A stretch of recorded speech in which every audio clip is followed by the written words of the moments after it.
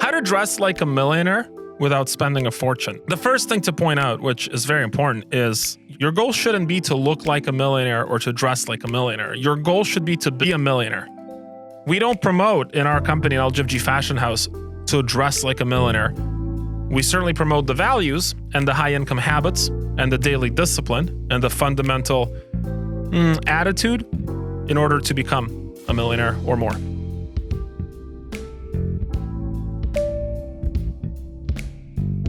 One of the key facets of growing into somebody you want to be is acting like somebody you want to be. And acting like somebody you want to be comes before becoming that person, right? You act like that person, you become like that person. Thinking about it and doing the opposite doesn't work, obviously. So one of the facets of acting like the person you want to be is to dress like the person you want to be. That's not nothing. There's a symbolic thing there. There's also an energy that you put out to the world. And just aspiring to be a better person is a good thing. It's a good thing. And there are a couple of small details you should look into in order to start on the way to fulfilling that journey of becoming the person you want to become. By the way, if you're learning something from this video, I would love for you to subscribe to our channel. We have so much information here about learning how to be a better version of yourself. There's so many facets about becoming the person you'll one day become. And right now you're becoming the person you'll one day become. So subscribe to this channel, give us a like. It'll be worth it for you. First thing is you want to have 2 good suits.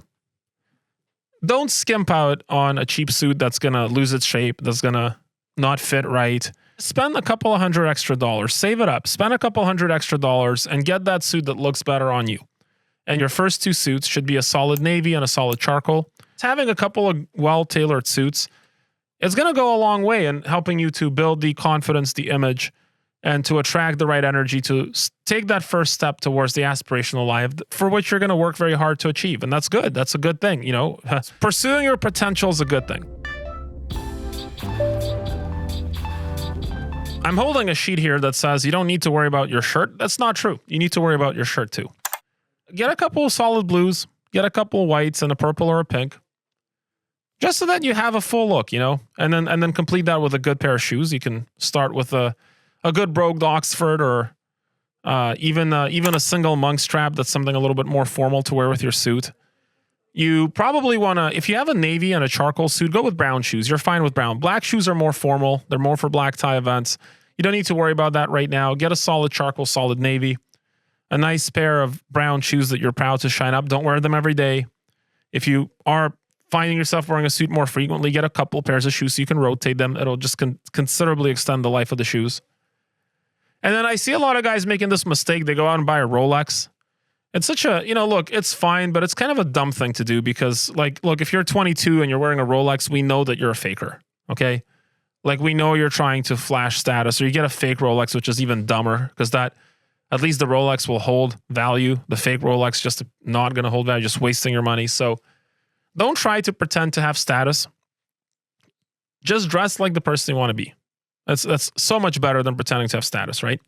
And even from, the place from which your decisions come have an impact on the value of those decisions, right? Even making a decision that looks to be right from a place of greed and self-promotion, it's going to get to not optimal outcomes. That's just, the douchery stuff. It might work a little bit, but it really won't last that long, okay? Here's the final takeaway. Before you become successful, you have to act successfully. Before you look successful, you have to put effort into looking successful.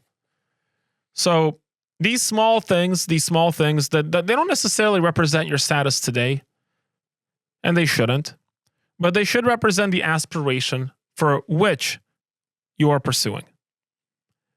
And there's absolutely no shame in wanting to be a better version of yourself tomorrow than you are today. And there's no shame in pursuing the kind of person you want to become. I'll leave you with some words of wisdom that I heard a while ago that impacted me. But the moment you die, you're going to meet the person you could have become.